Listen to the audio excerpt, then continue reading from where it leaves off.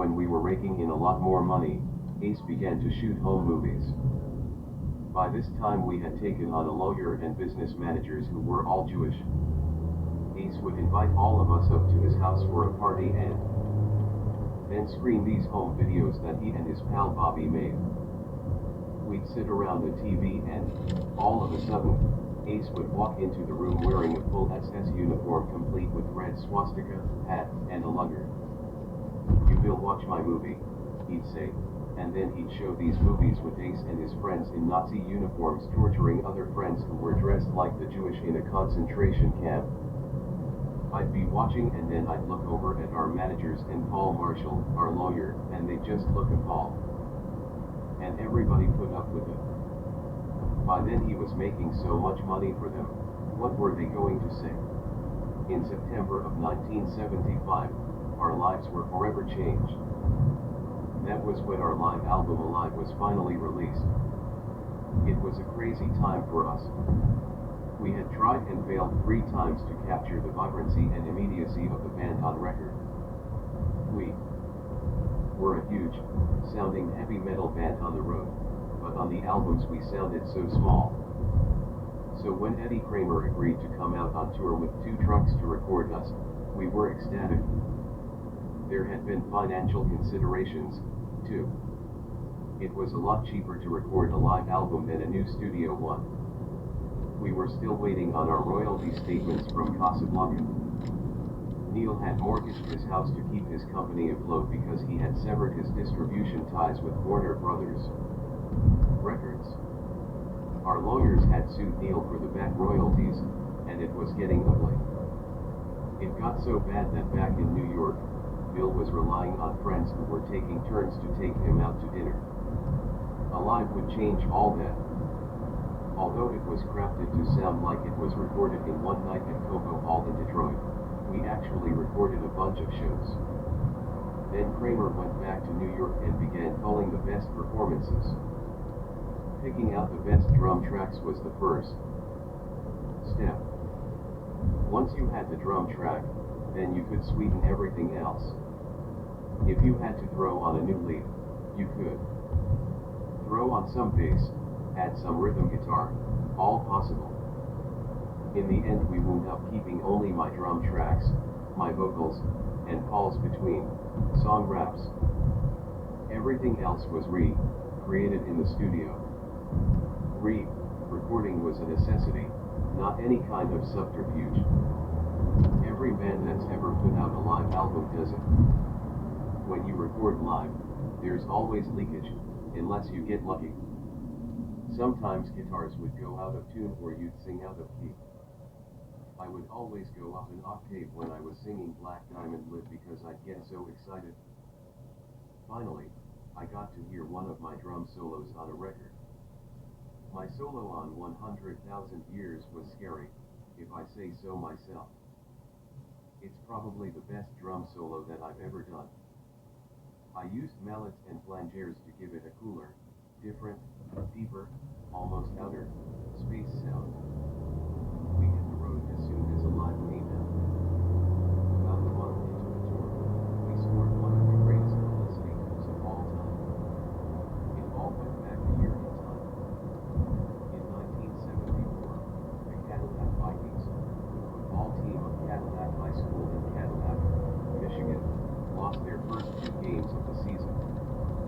The head coach decided to play rock music before the game to pump up the players. The assistant coach, Jim Neff, chose to play our albums. Naturally, the team went on to win 7 straight games. Neff got in touch with Alan Miller, who worked for Bill, and after a year of back and forth, we agreed to make Cadillac a stop on our tour and play the homecoming concert in the school's gym. We couldn't believe our eyes when we got to Cadillac that day.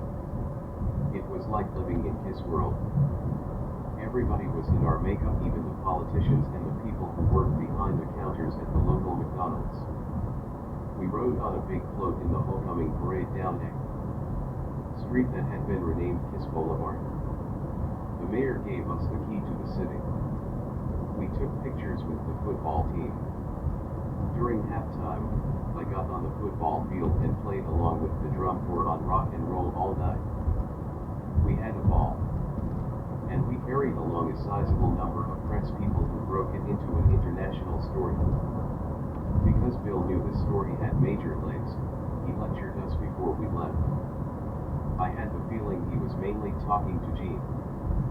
Be really cool when you're there, he counseled.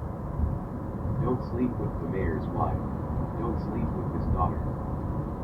Stay away from the chief of police's daughter. I still think Gene fucked someone, but he was very discreet. After 2 days, we left on an army helicopter from the stadium and dropped thousands of leaflets on the football field that read "Kiss loves you." Of course, the Vikings won that homecoming game. About a month after Cadillac, we presided over the official inauguration of the Kiss Army, which would become the greatest fan club in rock and roll history. The whole concept for the Kiss Army was formed at the beginning of 1975 when two teenagers from Terre Haute, Indiana, Bill Starkey and Jay Evans, began haranguing the program director of WBTS, a local radio station, to play Kiss music. The program director blew them off again and again, telling them that Kiss was a fag band, until the two kids started sending letters threatening to blow up the station and actually picketed the station, claiming to be representing the Kiss Army. By July, WBTS had added Kiss to its playlist and kept referring to the Kiss Army for requesting it. Somehow Alan Miller, whom we nicknamed Little Bill because he dressed identically to Bill Ahoy, got wind of this, and with his genius flair for publicity decided we should go to Terre Haute and give Starkey, who was the self-proclaimed general of the Kiss Army, a plaque. On stage, he also coordinated pre-show publicity, and Starkey and his pal Evans called into WBTS nightly to hype the show. And thanks to these two kids, we managed to sell out the new 21,000-seat arena, something that even Aerosmith couldn't do. So when we got to Terre Haute, we were treated like visiting dignitaries. The local army base provided a jeep escort for us from the airport to downtown, where they had a huge parade. The Kiss Army meets the U.S. Army. Again, Hawkpoint was way ahead of us on this.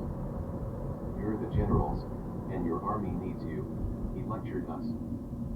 You have to go out there and show the kids that you really love them, that you believe in what they believe.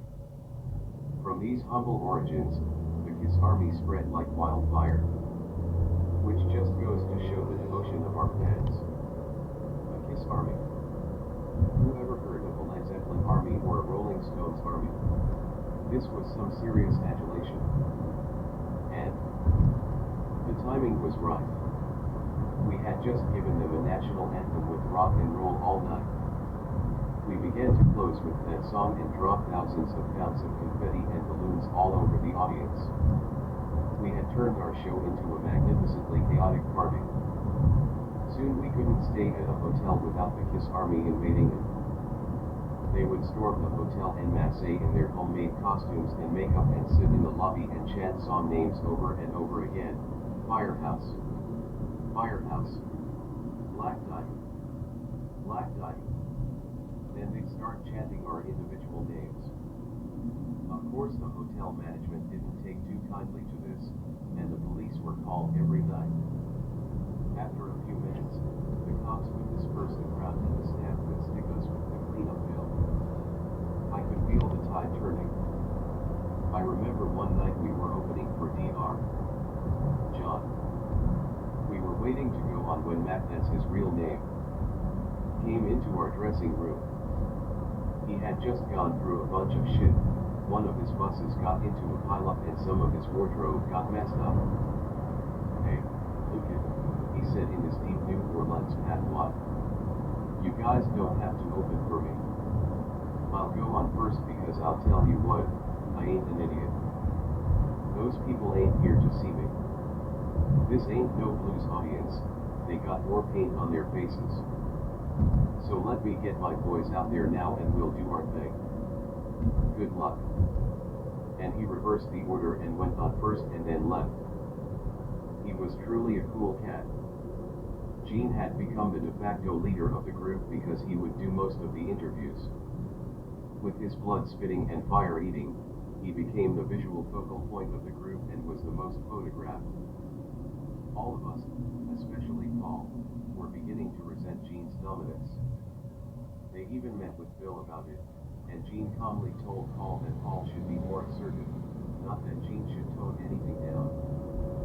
Gene was right, but then Paul began to step in front of Gene routinely on stage. Once he did that, Gene would fade. Paul would steal the spotlight from him like that. As we got more popular, a new monster was created. Paul always had a problem with carving out his own identity. Whatever someone else had, whether it was a car or, ultimately, a house, Paul would buy the same thing for himself. But now that we were drawing bigger audiences and Paul was moving out front more, he became the focal point. He'd get more letters from chicks. More people started wearing his makeup. And it built to a point where he just fell in love with himself. But Paul would never blatantly assert his authority. He was a major game player, a puppet master. He would let Gene verbalize his feelings and desires. Suddenly it became whatever Paul wanted, Paul got it. He was a master at mind games. I guess that's what 4 hours a day of talking to your shrink will do for you. The worst, though, was when Gene and Paul worked in tandem to assert their authority over me and Ace. They always claimed that they encouraged Ace and me to contribute songs or to sing, but they made it clear that there was a true pecking order in the band.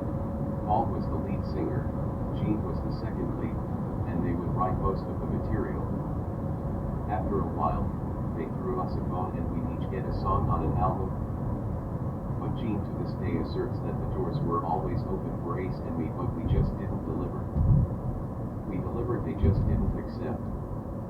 I was still writing with Stan Penrich, but no matter what I brought to them, it wasn't right for that particular record. Even their collaborations eventually came to an end. I always found that writing with a partner was the best way to write. And Gene and Paul's early Kiss stuff was fantastic. But then the ego set in and they separated as writers, and the songs just weren't as good. Paul started collaborating with other writers like Desmond Child, and he flat out wrote better songs than Gene. As a drummer, I had a lot more fun playing Paul's songs than Gene's. The songwriter and song selection were just one manifestation of the power that Gene and Paul always seemed to want to wield. As their power grew, their egos grew correspondingly. Their egos compelled them to make sure that they were in total control of themselves. That's why the two of them really never got hot. Gene was frightened that he would lose control and do something embarrassing.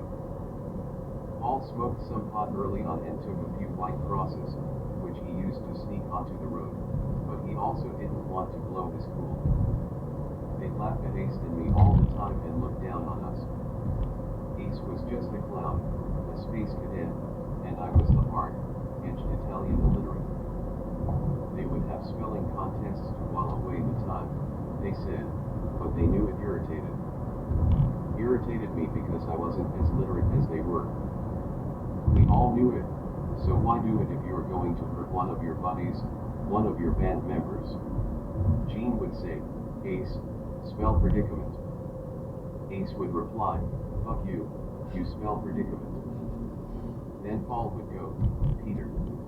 And I'd say, you know I can't spell well, so you have to remind me of that. You don't think that hurts, motherfuckers. And they'd go, Peter, it's only a game. It was a game. The let's fuck with Peter's brain game. The only way I knew how to respond to them was to be brutal. And my own monster would come out and I'd threaten to hurt him. That's all I had in my arsenal. I didn't have the words to put them down.